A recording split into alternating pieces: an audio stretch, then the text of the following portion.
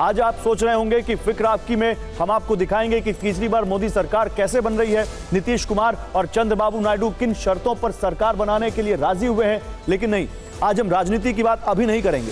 पहले हम आपको आज की जो सबसे बड़ी फिक्र है उसके बारे में बताएंगे। देश के 24 लाख छात्रों के भविष्य की फिक्र की बात करेंगे।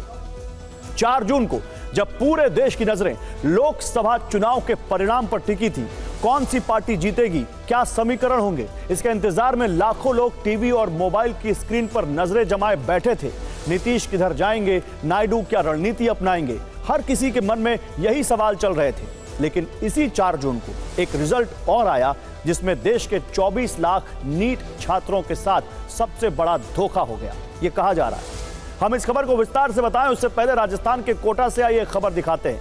राजस्थान की कोचिंग सिटी कोटा में एक नीट छात्रा की खुदकुशी कई सवाल खड़े कर रही है। बताया जाता है कि मध्य प्रदेश के रीवा की रहने वाली बगीशा तिवारी के नीट परीक्षा में नंबर कम आए थे, जिससे वो तनाव में थी। इसके चलते उसने मौत को गले लगा लिया। सवाल ये कि क्या कम नंबरों के लिए उसकी पढ़ाई जिम्मेदार है या नीट के छात्रों के साथ हुआ सबसे बड़ा धोखा। ये धोखा कैसे हुआ, किसने किया, क्यों 4 जून को चुनाव नतीजों के शोर में लाखों छात्रों के भविष्य से जुड़ा यह मुद्दा गुम हो गया, क्यों किसी राजनीतिक दल ने इस पर आवाज नहीं उठाई जबकि लोकसभा चुनावों में पेपर लीक को जमकर तूल दिया गया। कई पार्टियों ने इसके खिलाफ कड़े कानून की मांग की, लेकिन हुआ क्या, कुछ नहीं। लेकिन ऐसा क्यों है, आज हम इस पर एक बड़ा खुलासा करने वाले हैं। पिछले 24 घंटों से सोशल मीडिया पर #नीट पेपर रद्द करो, #नीट परीक्षा परिणाम ट्रेंड कर रहा है। सोशल मीडिया प्लेटफॉर्म एक्स पर आज दिन में कई घंटे ये नंबर 1 पर ट्रेंड करता रहा। सबसे पहले आपको सिलसिलेवार ढंग से बताते हैं कि यह पूरा मामला क्या है। इसी साल 5 मई को देश भर में नीट की परीक्षा का आयोजन हुआ। 24,06,079 स्टूडेंट्स ने नीट यूजी परीक्षा के लिए रजिस्ट्रेशन किया था। 23,33,297 छात्रों ने मेडिकल एंट्रेंस एग्जाम दिया। 4 जून को लोकसभा चुनाव के परिणाम वाले दिन इसका रिजल्ट घोषित किया गया। पहली बार 67 छात्रों को 720 में से 720, सोचिए इतनी कठिन परीक्षा है जहां कई बार दहाई में भी टॉपर्स का नंबर नहीं पहुंचता, वो 720 में से 720 अंक 67 छात्रों को मिले। इसके बाद सोशल मीडिया पर रिजल्ट का एक PDF वायरल हुआ। इसमें एक जैसी रोल नंबर सीरीज के 8 छात्र थे। 8 में से 6 छात्रों को पहली रैंक मिली थी, जबकि 2 की रैंक अलग थी। इसके बाद सोशल मीडिया पर लोग सवाल पूछने लगे कि ऐसा कैसे संभव है, क्या यह महज संयोग है या इसके पीछे कोई घोटाला है।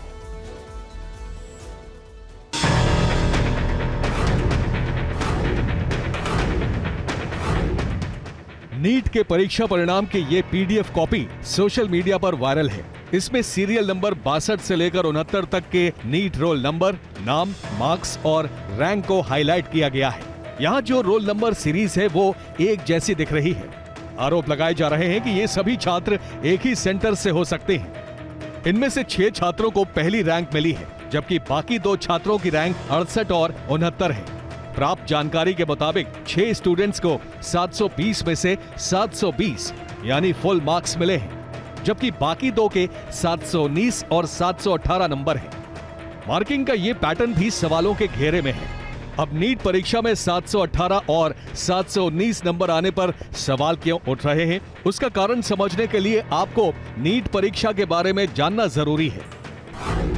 नीट परीक्षा का आयोजन देश भर के मेडिकल कॉलेजों में दाखिले के लिए किया जाता है। नीट का मतलब है national eligibility cum entrance test यानी नीट। हिंदी में इसे राष्ट्रीय पात्रता सह प्रवेश परीक्षा भी कहते हैं।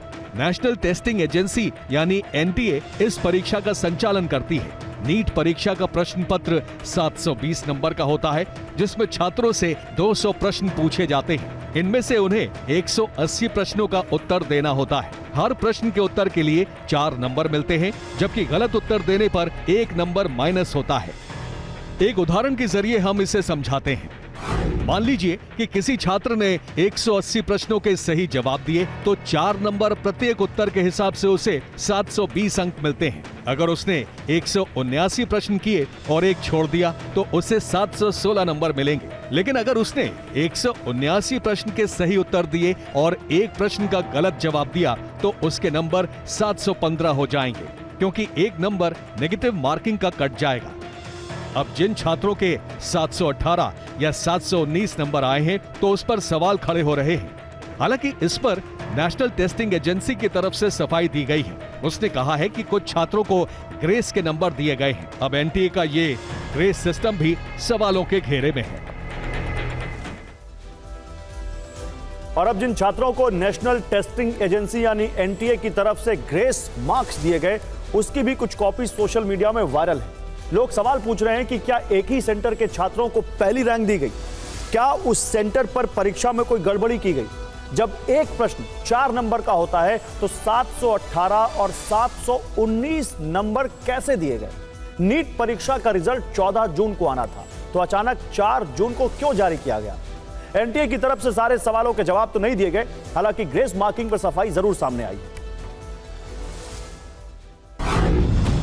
एनटीए को 5 मई को आयोजित की गई परीक्षा के संबंध में कई अभ्यर्थियों की तरफ से कम समय मिलने को लेकर शिकायत और कानूनी मुकदमों का सामना करना पड़ा।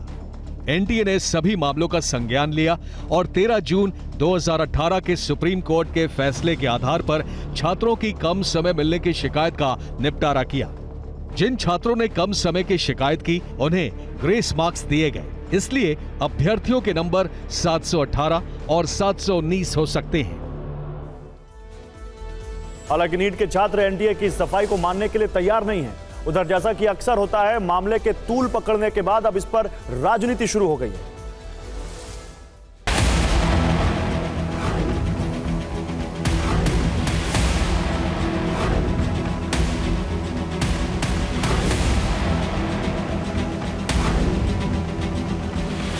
इतने बड़े इम्तहान में ये 18-19 साल के बच्चे हैं, इतने बड़े इम्तहान में अनियमितता की बात सामने आती है, पेपर लीक की बात सामने आती है, तो ये बेहद ज़रूरी हो जाता है कि सरकार की तरफ से या होने वाली सरकार की तरफ से कोई जिम्मेदार पक्ष सामने आए जो इसकी जिम्मेदारी ले और उसके साथ साथ आगे का रास्ता बताए कि अगर इसमें कोई इन्वेस्टिगेशन होना है तो किस तरह का इन्वेस्टिगेशन होगा, ताकि कोई भी बच्चा, कोई भी पेरेंट किसी भी तरह की एंग्जाइटी में न रहे। कहीं ना कहीं इसमें मुझे लगता है गड़बड़ी हो सकती है। इसकी कोई भी एजेंसी हो, उसकी खुद निष्पक्ष जांच हो। मैं हमेशा कहता आया हूँ, नौजवानों के भविष्य से खिलवाड़ करने का अधिकार किसी को नहीं है।